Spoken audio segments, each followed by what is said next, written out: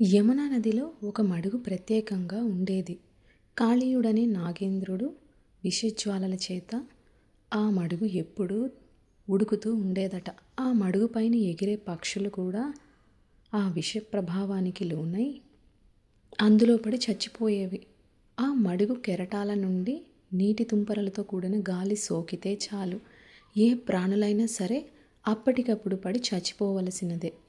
అటువంటి ఆ మడుగును చూసిన శ్రీకృష్ణుడు నిర్ఘాంతపోయాడు.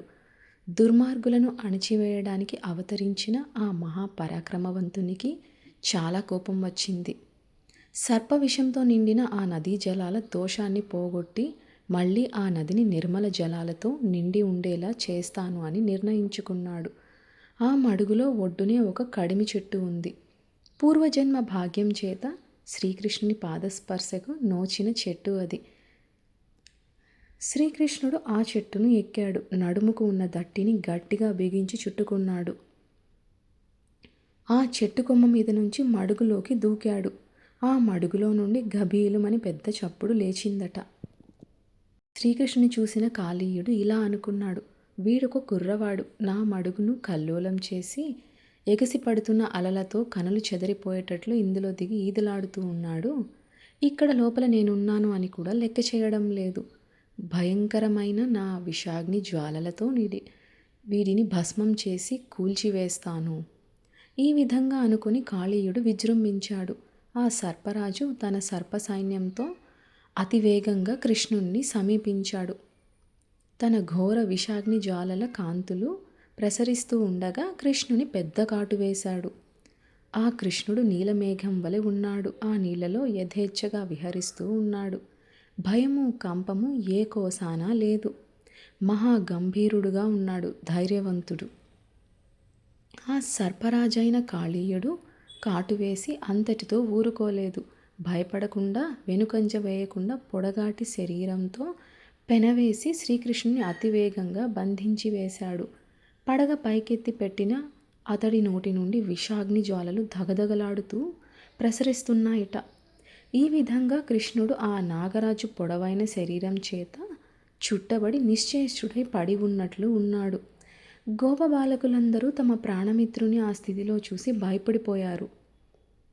ఆ గోపకులు అదిగో అదిగో ఆ పాడుపాము మన కృష్ణుణ్ణి కాటు వేసింది, అంతటితో వదిలిపెట్టకుండా మనవాడి శరీరాన్ని చుట్టివేసింది, అయ్యో వదిలిపెట్టడం లేదే అని ఆర్తనాదాలు చేస్తూ కళ్ళు తిరిగి పడారట. గోపాలకృష్ణుణ్ణి కాళీయ సర్పం కరవడం చూసి అక్కడ ఉన్న ఆవులు ఆబోతులు లేగ దూడలు కూడా దుఃఖంతో మేత మానివేసి అలా చూస్తుండిపోయాయట. ఇది జరిగినాక భూమి అంతా కంపించిపోయింది. ఆకాశంలో నుండి ఉల్కలు రాలిపడుతూ కనిపించాయి. యశోదానందనులు మొదలైన గోపీ గోపకులు ఇలాంటి దుశ్శకునాలు చూసి భయం నిండిన మనసులతో శ్రీకృష్ణుని శక్తి తెలియక గోవులతో సహా ఎక్కడైనా ఆపదలో పడ్డాడేమో అని దుఃఖించారు. గోకులవాసులంతా అజ్ఞానంతో వేగంగా ఈ శ్రీకృష్ణుని జాడ తెలుసుకోవడానికి పరిగెడుతూ ఉంటే బలరాముడు నవ్వుతూ ఊరుకున్నాడట. కృష్ణుని శక్తి తెలిసిన వాడే కూడా వారిని నివారించలేదు. వారితో పాటు బలరాముడు తాను కూడా అడవిలో ప్రవేశించి కృష్ణుని జాడ వెతకసాగాడు. గోపకుల గోవుల కాలిగుర్తుల మధ్యలో అక్కడక్కడ కొద్ది కొద్దిగా కృష్ణుని కాలిజాడలు కనిపించాయి. వారందరూ చివరకు సమీపించడానికి సాధ్యం కాని కాళీయుడు ఉన్న యమునా నది రేవు చేరారు. నదీ జలాల మధ్యలో ఇంతవరకు ఎవరికీ జయించ సాధ్యము కాని మహాసర్పం చేత కాటుపడి పాము పడుగల చేత ఆవరించబడిన కృష్ణుణ్ణి చూచారు. అతడు శక్తిని కోల్పోయినట్లు సొమ్మసిల్లి పడి ఉన్నాడు. అది చూసి కృష్ణ కృష్ణ అంటూ విలపిస్తూ గోకులవాసులందరూ దుఃఖంతో తప్పించిపోసాగారు. తనను గురించి గోకుల నివాసులైన స్త్రీలు బిడ్డలు అందరూ అలా దుఃఖించడం చూస్తూ కృష్ణుడు ఒక్క ముహూర్తకాలం మానవ మాతృని వలె మౌనం వహించి ఊరుకున్నాడు. మరుక్షణంలో కృష్ణుడు ఉన్నట్లుండి తన శరీరం ఒక్క మాటుగా బాగా పెంచాడు. కాళీయుని దేహం కుమిలిపోయి చుట్టలు సడలిపోయాయి. పడగలు వేడెక్కిపోయి అవయవాలు సడలిపోయాయి. అతడు కరవడం మాని అలసిపోయి ఆయాసంతో నిట్టూర్పులు విడుస్తూ తలలు నెమ్మదిగా పైకి ఎత్తాడు. ముక్కుల నుంచి రక్తం చిమ్ముతూ ఉండగా దిక్కులు చూస్తూ కృష్ణుని వదిలి దూరంగా నిలబడ్డాడు.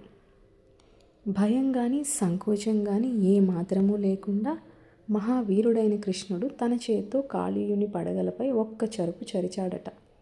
గరుత్మంతుని వలె దావుడల వద్ద గట్టిగా ఒడిసిపట్టి ఆ పామును గిరగిర తిప్పి విసిరికొట్టాడు. అంతటితో ఆ క్రూర సర్పంలోని గర్వం సర్వం అణిగిపోయింది. ఆ కాళీయుని పడగలు అనే విశాల మండపం మీద బాలకృష్ణుడు, ప్రఖ్యాత నర్తకుడు, ఎక్కి నిలబడి అతి నైపుణ్యంతో నృత్యం చేశాడు. ఆ పాము పడగల మండపం పద్మరాగాలు మొదలైన రత్నాల చేత ప్రకాశిస్తూ ఉందట. ఆ నృత్యానికి సహకారం చేస్తున్నట్లు యమునా నదిలో కదిలే తరంగాల ధ్వనులు చక్కని మృదంగ ధ్వనులుగా ఉన్నాయి. ఆ బృందావనంలో తిరుగుతూ ఉన్న తుమ్మెదల మధుర సంగీతం గాయకుల గానంలాగా వినబడుతూ ఉంది. ఈ సుందరమైన దృశ్యాన్ని ఆకాశంలో నుండి చూస్తూ ఉన్న దేవతలు, గంధర్వులు మొదలైన వారు సభలో ఆసీనులై ఉన్న ప్రేక్షకుల్లాగా ఉన్నారు.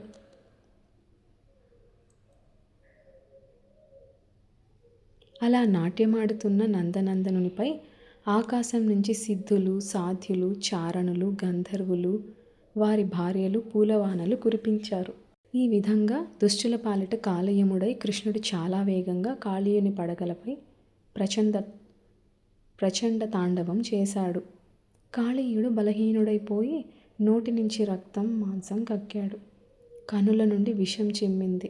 ప్రాణాలు గొంతు వరకు వచ్చేశాయి.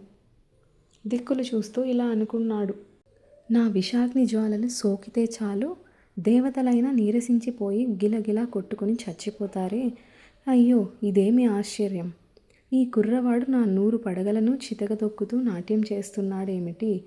ఇదంతా చూస్తూ ఉంటే ఈ బాలుడు శ్రీహరియే అయి ఉంటాడు. సమస్త చరాచర జీవులకు అధిపతి పరమపురుషుడు అయిన శ్రీహరి తనను భక్తితో సేవించితే సంతోషిస్తాడు అనుకుంటూ భయపడి అలసిపోయి కృష్ణుని శరణు కోరుకున్నాడట కాళీయుడు. అయితే ఇదంతా చూసిన కాళీయుని భార్యలు కృష్ణునికి సాష్టాంగ నమస్కారం చేసి చేతులు జోడించి ఇలా విన్నవించుకున్నారు. నోట విషం ధరించే వాళ్ళము, తీవ్ర కోపం కలవాళ్లము అయిన మా వంటి వారిని శిక్షించడం దండన అనిపించుకోదు. ఇది మా ఎడల మహానుగ్రహమే. నీ దండన వలన మాకు విషం కలవాళ్ళమనే పొగరు దిగిపోయింది. ఈ కాళీయుడు పూర్వజన్మలో ఎటువంటి తపస్సు చేశాడో, ఎన్ని నిజాలు పలికాడో, ఎటువంటి మహానుభావులకు ఏనాడు దగ్గరగా వెళ్ళని నీవు ఈ ఫణిరాజు పడగల పైన నాట్యం చేశావంటే అదెంతటి భాగ్యమో. ఇతని శరీరమంతా నలిగి చితికిపోయింది. తలలు పగిలిపోయాయి. ఈ లోకంలో గాని మరే లోకంలోనైనా గాని నిన్నుగాక మరి ఎవరిని శరణు కోరగలము? భయం లేకపోవడం నీ వలనే కలగాలి. లక్ష్మీదేవికి భర్త అయిన నీకు భక్తుల విషయంలో భార్యలు పొందే ఆవేదన ఎలా ఉంటుందో తెలియకపోదు. మాకు ప్రాణప్రియుడైన ఈ కాళీయుని ప్రాణాన్ని ప్రసాదించి అతనితో మాకు మళ్ళీ కళ్యాణం కల్పించి చల్లగా రక్షించు. చిన్ననాడు మాకు జరిగిన పెళ్ళి ఒక పెళ్ళి కాదు. ఇప్పుడు నీవు చేసే పెళ్ళి శాశ్వతంగా ఉండేది, క్షేమకరంగా ఉంటుంది. నీ మీద ఒట్టు పెట్టి చెబుతున్నాము. ఇంకా ఇతడు ఇంకెవరిని ఏనాడు బాధ పెట్టడు. భయంకరమైన పాపిష్టి రూపం ఎప్పుడూ ధరించడు. మా భర్త ప్రాణాలను ప్రసాదించు అని వేడుకున్నారట. ఈ విధంగా విన్నవించిన కాళీయుని మాటలు, అతని భార్య మాటలను ఆలకించి శ్రీకృష్ణుడు జరగవలసిన పనిని దృష్టిలో పెట్టుకొని ఇలా అన్నాడు, కాళీయుడా, ఈ మడుగులోని నీరు గోవులతో పాటు మనుష్యులు తాగుతూ ఉంటారు.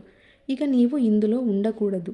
నీవు, నీ భార్యలు, కుమారులు, బంధువులు అందరూ కలిసి తక్షణమే సముద్రంలోకి వెళ్ళిపోవాలి.